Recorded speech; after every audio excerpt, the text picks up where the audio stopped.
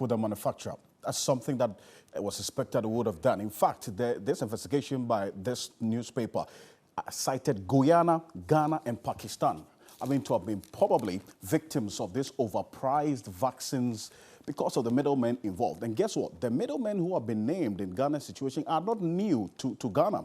In fact, the $150 million controversial Ameri deal, these two middlemen were named in there. If you recall, we're having Sheikh Ahmed Daukum Al Makut and then his aide, Umar Farouk Zahor, also previously named in this Ameri deal. $150 million it cost this country. Their names have popped up as the possible middlemen we were dealing with as a country in this matter.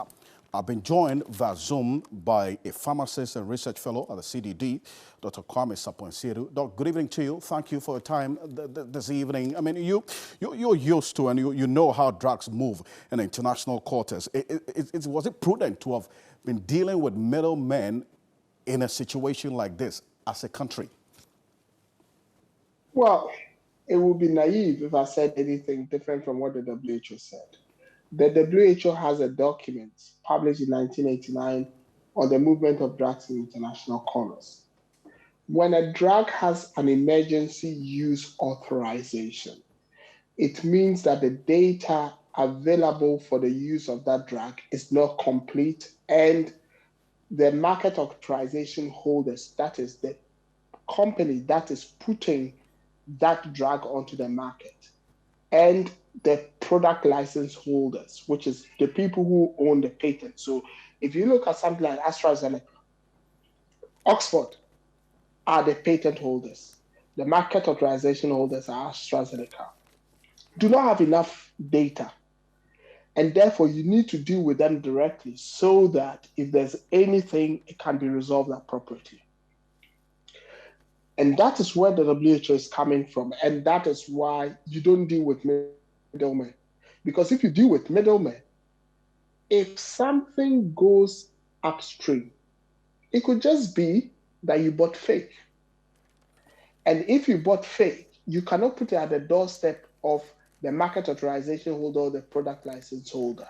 So if you ask me about prudence, no, we shouldn't have dealt with a middleman. But you know, I listened to the Parliament Select Committee on Health chair, who is your colleague in the health sector. He makes the point that unlike the AstraZeneca situation where you have government-to-government dealings, with the Russia Sputnik V, I mean, they have decided to have middlemen involved in the process of transaction in buying these vaccines, the Sputnik V vaccines. You see, I find that very, very ambiguous, and I'll explain why. Russia, in its international trade, deals with the Russian Development Bank. That is not a middleman. That is part of the Russian establishment. So, technically, dealing with the sheikh from the UAE and all that is actually dealing with a third party. And that is why when I started my explanation, I talked about the patent holder, which is Glameya, which is the Russian developer of the Sputnik vaccine, and the market authorization holder, which is the so-called middleman that the chairman of the Parliamentary Select Committee is trying to talk about, because they have the license to put the product on the market. Those are the ones the WHO is saying we should deal with. And we shouldn't mix these things up. And that was why I started by making that clear distinction, using Oxford and AstraZeneca as an example. The Russians are doing nothing different. They are doing the same thing, because often with any medicinal product, you have the patent holder and you have the person who does the market entry. And don't let us confuse this. The truth of the matter is we're dealing with somebody who is neither of the two. And that's where the problem comes from. And that's why the WHO issued its admonishment. But you see, I mean, there are people in the Ghana Health Service and the government who have worked with the WHO, they know the standard operating procedure and the protocol for movement of drugs. Does the urgency and the desperation that this pandemic has presented warrant the disregard for this protocol in any way?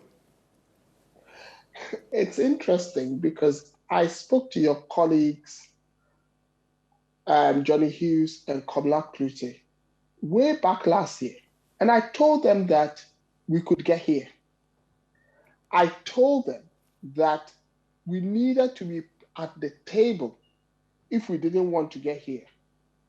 So for me, this is an emergency that we've created, not an emergency that has befallen us.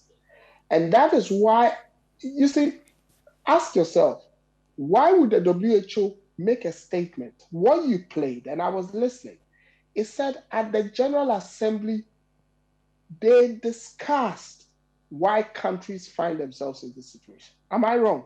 Yes, they did.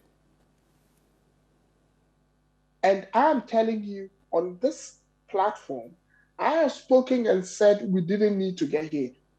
So is that any different from what the WHO is saying? No. We have gotten ourselves here, and now we are turning around and telling ourselves that we are here, and therefore we need to use emergency measures. Were these avoidable? The answer is yes, it was avoidable, because people said we were going to get here.